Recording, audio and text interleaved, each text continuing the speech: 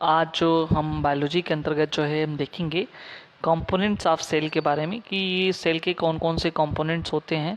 ठीक है, उसमें क्या क्या चीज़ें आएंगी उसको हम डिटेल में जो है स्टडी करने वाले हैं। सबसे पहले देखो, कंपोनेंट ऑफ सेल कहो चाहे इसको प्रोडक्ट ऑफ सेल कहो या सेल ऑर्गेनिज्म कहो, हिंदी में कोशिकांग या कोशिका के अंग, सारी बातें एक ही हैं। ठीक है, तो बहुत ज़्यादा लोड नहीं लेना है इस चीज़ों के बारे में।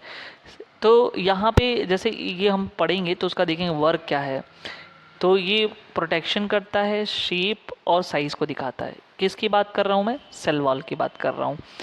तो ये नाम से ही पता चल वॉल है, सेल का वॉल है। तो जो सेल का वॉल है वो क्या करेगा, कोई दीवार जो होती है, कोई घर की दीवार है, तो वो जो है क्या करती है, उसको प्रोटेक्ट करती है धूप से, सर्दी से, या जो भी चीज़ हो, बाहर जंगली जानवरों से। वैसे ही इस सेल के बाहरी आप देख सकते हो ये रेड कलर का जो ये सब चल रहा है।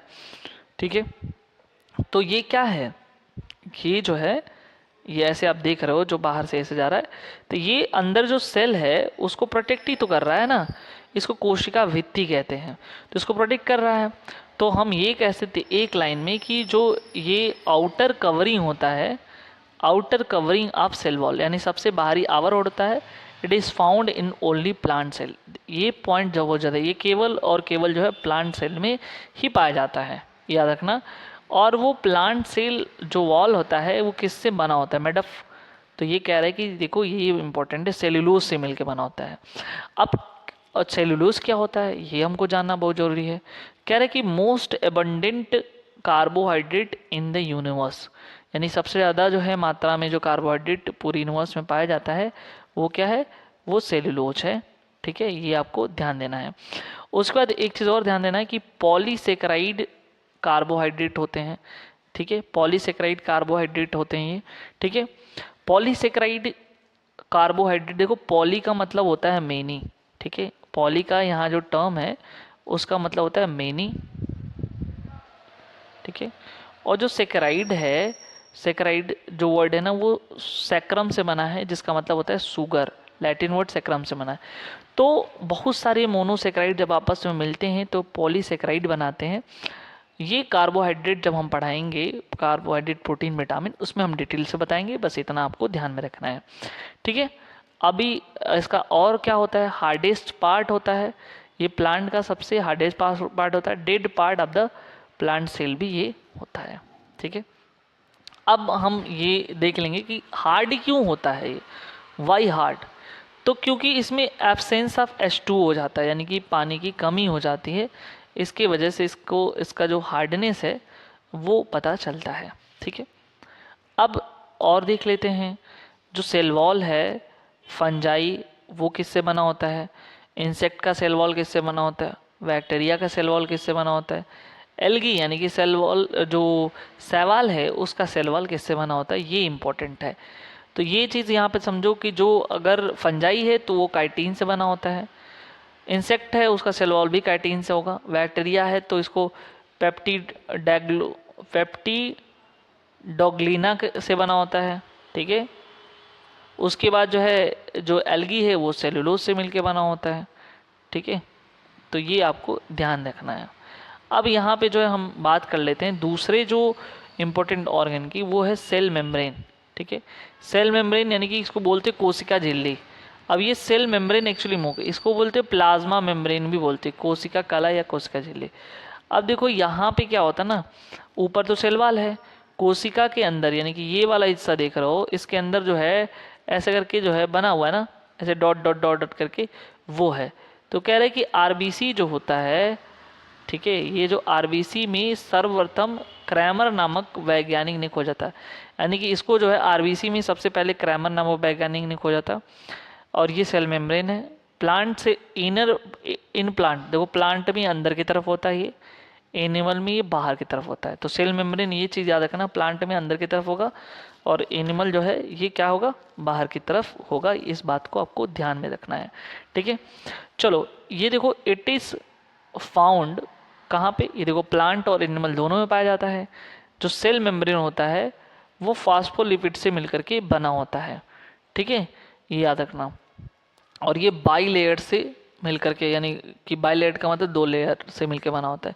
काम क्या है, ये कोशिका के अंदर से और बाहर से आने वाले जो भी अणु हैं उनको जो है नियंत्रित करता है। ये भी याद रखना। थिकनेस इसका 75 एंगस्ट्रॉम है, ठीक है, और ये 7.5 नैनोमीटर या माइक्रोमीटर कह लो, ठीक है, ये इसकी साइज़ है, ठीक है। तो ये चीज़ आपको ध्यान में रखना है। अब हम बात कर लेते हैं नेक्स्ट की। तो यहाँ पे आ जाता है न्यूक्लियस। न्यूक्लियस जो है, जिसको हम केंद्रक के नाम से जानते हैं, डिस्कवरी रॉबर्ट ब्राउन ने किया था, ठीक है। अब यहाँ पे जो है ये जो टर्म है, इसे ब्रेन और मैनेजर ऑफ द सेल भी कहते हैं, ठीक है। और क्या है, largest part of the cell है, कोशिका की सबसे बड़ा भाग होता है ये, ठीक है। और लॉन्गर होता है प्लांट में और स्मॉलर होता है एनिमल में। तो ये भी आपको याद रखना होगा। कोशिका का दिमाग और मैनेजर कहा जाता है, जाहिर सी बात है, उसको जो है रेगुलेट करने का काम ये करता है, तो ठीक है। न्यूक्लियस के अंदर ध्यान देना, न्यूक्लिक एसिड पाई जाती है, इसमें डीएनए होता है और आरएनए होता है। देखो डीएनए का फुल फॉर्म मैं बता दूं, डीएनए का तो क्या होता है, deoxyribose nucleic acid होता है। और उसके बाद जो है ये आरएनए का होता है राइबोज न्यूक्लिक एसिड। स्टडी जो होता है न्यूक्लियस का उसको बोलते हैं कैरियोलॉजी, ही मोस्ट इम्पॉर्टेंट है, इस बात को आपको ध्यान में रखना है, ठीक है। अब यहाँ पे एक बात आ जाती है कि इसमें न्यूक्लियस नहीं होता है। तो 2 ऐसे चीज़ हैं जिसमें न्यूक्लियस एब्सेंट रहता है, ये आपको अच्छे तरीके से समझ लेना चाहिए कि कौन कौन से ऐसे चीज़ें हैं जिसमें न्यूक्लियस एब्सेंट रहता है। तो वो है, सबसे पहला चीज़ मैच्योर आरबीसी। मैच्योर आरबीसी में जो है, जो मैमल्स होते हैं उनमें होता है। इसमें जो है ब्रेनलेस सेल इसको बोलते हैं, नॉट कंटेंट न्यूक्लियस, इसमें न्यूक्लियस नहीं रहता है, ठीक है। दूसरा नंबर आता है फ्लोएम। फ्लोएम के अंदर जो है सीव सेल होते हैं, उसमें जो है न्यूक्लियस नहीं पाया जाता है, ठीक है। तो ये बातें आपको ध्यान में रखना है। उसके बाद जो है यहाँ पे जो है, ये मैंने पहले ही बता दिया, ये वाला पोर्शन। नेक्स्ट आ जाते हैं। अब देखो ये जाइलम और फ्लोएम क्या होता है, इसको मैं पहले बता देता हूँ। प्लांट जो होता है, प्लांट के अंदर जो है ना 2 डक्ट पाए जाते हैं, ठीक है। 2 टाइप के डक्ट पाए जाते हैं, एक होता है फ्लोएम, दूसरा होता है जाइलम। फ्लोएम जो है फूड को ट्रांसफ़र करने का काम करता है, और वो जाइलम जो है ये वाटर को ट्रांसफ़र करने का काम करता है। तो फूड का ट्रांसफ़र फर्स्ट याद रखना फ्लोएम, और वाटर का ट्रांसफ़र ये जाइलम, ये याद रखना। तो वही चीज़ यहाँ पे भी लिखा हुआ है, ठीक है। अब देखो जो ये फ्लोएम है, देखो यहाँ पे फूड को ट्रांसपोर्ट करता है, ठीक है, और जो जाइलम है वो वाटर को ट्रांसपोर्ट करने का काम करता है। तो जाइलम के अंदर जो है सीव सेल पाई जाती है जिनमें न्यूक्लियस नहीं पाया जाता है, ये आपको ध्यान देना है। और सीव सेल का वर्क जो है ग्लूकोज को ट्रांसफ़र करना होता है, तो ग्लूकोज को ट्रांसफ़र करने का काम जो है सीव सेल का होता है। अब यहाँ पे थोड़ी सी न्यूक्लियस के बारे में हम डिस्कस कर लेते हैं। देखो ये जो यहाँ स्ट्रक्चर देख रहे हो, तो बीच में ये वाला हिस्सा सेल डिवीज़न हो रहा है, न्यूक्लियोइड्स है, न्यूक्लियर मेम्ब्रेन है, ये न्यूक्लियस पूरा है। न्यूक्लियर पोर इसके अंदर है जिसको सूक्ष्म केंद्र कहते हैं। अब देखो न्यूक्लियोप्लाज्म में क्या आते हैं, डीएनए और आरएनए आ जाएगा, एंजाइम्स आ जाएंगे जो क्रोमेटिन कंटेन करता है, और इसमें जो है थ्रेड लाइक स्ट्रक्चर्स होते हैं जिनको हम राइबोसोम कहते हैं। देखो इसमें न्यूक्लियस की अगर हम पार्ट की बात करें तो न्यूक्लियस मेम्ब्रेन है जिसको केंद्रक झिल्ली बोलते हैं, न्यूक्लियोप्लाज्म में केंद्र तत्व है, ठीक है, और न्यूक्लियोलस है, फिर क्रोमेटिन है, ये सब पाए जाते हैं। क्रोमेटिन क्रोमोजोम से मिलकर मतलब होता है, तो थ्रेड लाइक स्ट्रक्चर होता है, ये आपको पता होना चाहिए।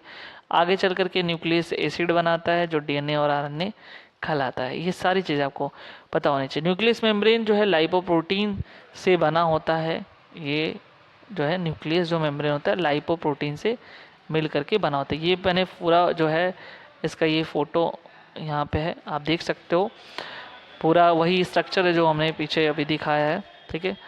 अब इसमें न्यूक्लियस में जो न्यूक्लियस एसिड होता है, उसकी न्यूक्लिक एसिड की खोज करता है फ्रेडरिक मिशर्स हैं, जो डीएनए एक होता है और एक आरएनए होता है।